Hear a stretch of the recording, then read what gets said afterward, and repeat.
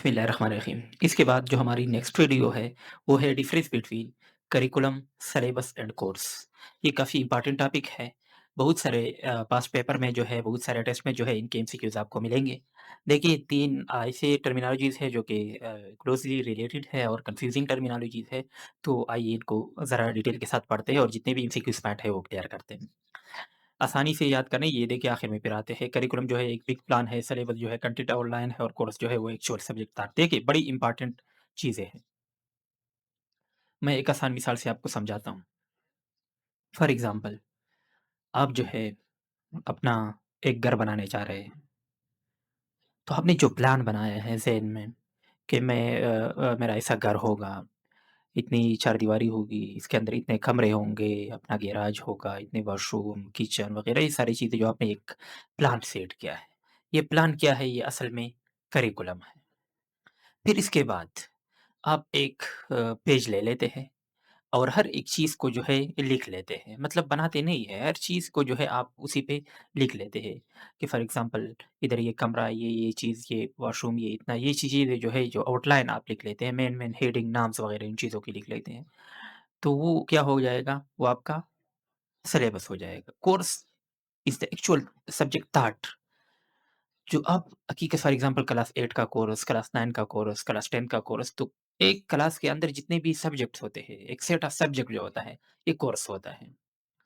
इन तीनों को बड़ी गौर से देखें, जो ऊपर से फेडरल जो है बॉडीज़ जो है वो जब डिज़ाइन करते हैं, प्लान बनाते हैं कि ये चीज़ें जो है उन्होंने आगे पढ़ाने हैं और इस तरह जो है ये पूरे सूबों में जो है राइज होगा, तो क्या होता है, वो करिकुलम होता है। फिर इसके बाद जो है जब कंटेंट्स सिलेबस जो है वो होता है फॉर एग्ज़ाम्पल क्लास 8 का सिलेबस क्या है? तो क्लास 8 का मतलब ये है कि क्लास 8 में जो है साइंस है, उर्दू है, इंग्लिश है, मैथ्स है, जियोग्राफ़ी है, हिस्ट्री है, तो इन सारे सब्जेक्ट के जो है वो जो डिज़ाइन किया जाता है और कंटेंट का जो है आउटलाइन जो है लिखे जाते हैं, नाम लिखे जाते हैं, तो वो क्या होता है असल में सिलेबस होता है और कोर्स जो है जो सब्जेक्ट स्टार्ट किए जाते हैं, पढ़ाए जाते हैं, तो वो आपके पास क्या है? कोर्स है।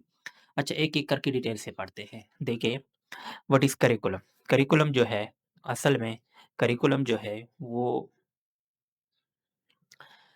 ओवरऑल प्लान होता है। एक आपके पास overall plan of education design by an institution और अथॉरिटी जिसमें आर लर्निंग एक्सपीरियंस जो है वो शामिल किए होते हैं। तो एक पूरा जो है प्लान होता है करिकुलम जो कि कोई इंस्टीट्यूशन जो है या अथॉरिटी डिज़ाइन करता है। इसमें क्या-क्या शामिल होते हैं? अब ये ज़रूरी है। सब्जेक्ट्स और कंटेंट्स, ठीक है? टीचिंग मेथड्स ये टीचर के लिए होते हैं। असेसमेंट सिस्टम किस तरह जो है आपने असेसमेंट लेनी है, टेस्ट वगैरह लेने हैं और को-करिकुलर एक्टिविटीज़। अच्छा, याद रखिए, एक एमसीक्यूज़ आई थी कि क्या को-करिकुलर एक्टिविटीज़ जो है वो भी करिकुलम में शामिल होते हैं? यस।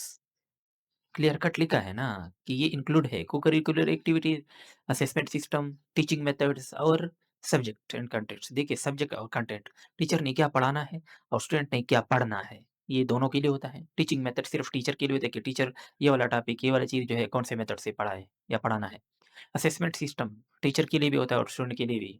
इसी तरह को-करिकुलर एक्टिविटीज़ टीचर करवाएँगे और स्टूडेंट जो है वो ये एक्टिविटीज़ परफ़ॉर्म करेंगे। तो ये 4 चीज़ें जो है इसमें शामिल होते हैं। अच्छा, इसका लेवल जो है ये बड़ा ब्रॉडेस्ट लेवल है। इसमें सारा एजुकेशन प्रोग्राम जो है ये कवर होता है। इसके बाद जो है इसमें एमसीक्यूज़ पॉइंट कौन से होते हैं? Curriculum mean overall education plan ये एमसीक्यूज़ पॉइंट है, ज़रा देखें। स्कोप इसका क्या है? बड़ा ब्रॉड है और इसमें सब कुछ शामिल होता है। Content, method, assessment, co-curricular activities ये सारी चीज़ें इसी में मौजूद है, शामिल होते हैं। इसके बाद दूसरे नंबर पे व्हाट इज़ सिलेबस?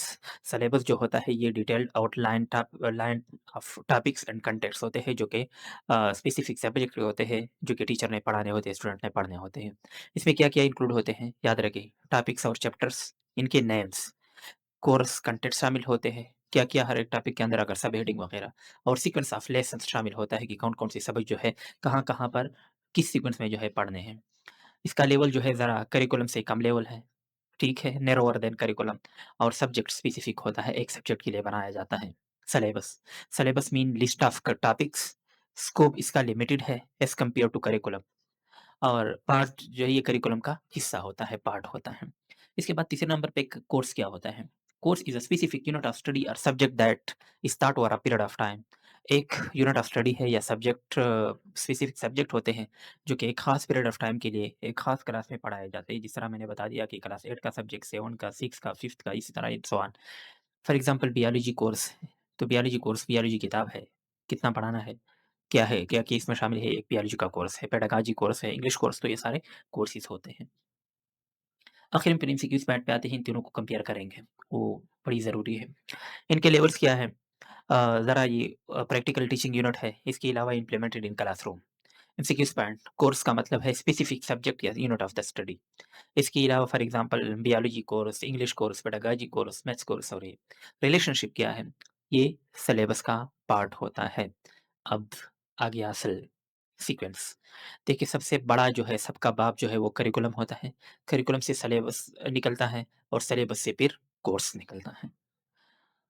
आखिर में फिर इन तीनों का कंपैरिज़न करता हूँ। अब क्विक एग्ज़ाम रिविज़न के लिए करिकुलम कंप्लीट एजुकेशन सिस्टम है।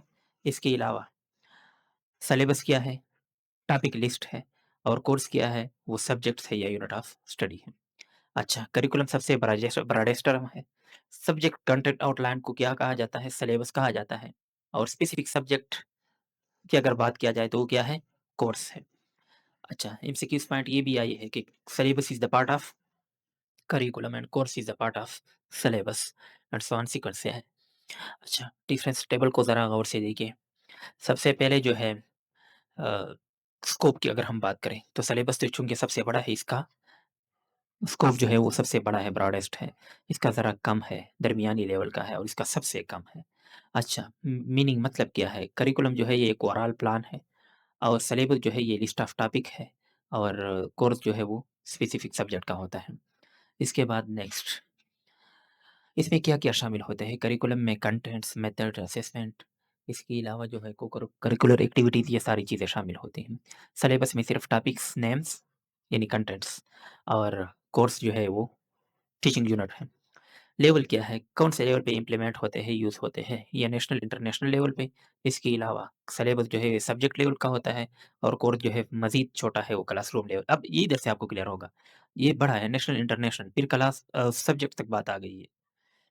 सिलेबस और फिर क्लास तक बात आई है, वो है कोर्स। अच्छा, इसके बाद नेक्स्ट वीडियो में इंशाल्लाह हम डिस्कस करेंगे सिंगल नेशनल करिकुलम और ये काफ़ी इम्पोर्टेंट टॉपिक है और इसके बाद जो है इसका एग्ज़ामिनेशन सिस्टम क्या है, इसके अलावा जो है असेसमेंट टाइप्स, इसके अलावा जो है प्रॉब्लम इन एजुकेशन सिस्टम, ये सारी चीज़ें जो है इंशाल्लाह हम अगली वीडियो में जो है डिस्कस करेंगे डिटेल के साथ। फिर इसके बाद जो है फिर नेक्स्ट चैप्टर एजुकेशनल साइकोलॉजी की तरफ जाएँगे इंशाल्लाह। आज के लिए इतना काफ़ी है। मिलते हैं अगले वीडियो में। अल्लाह हाफ़िज़।